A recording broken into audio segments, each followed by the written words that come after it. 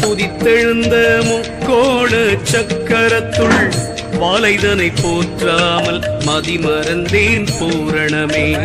உந்தி கமல தூதித்து நின்ற பிரம்மாவை சந்தித்து காணாமல் தட்டழிந்தேன் பூரணமே.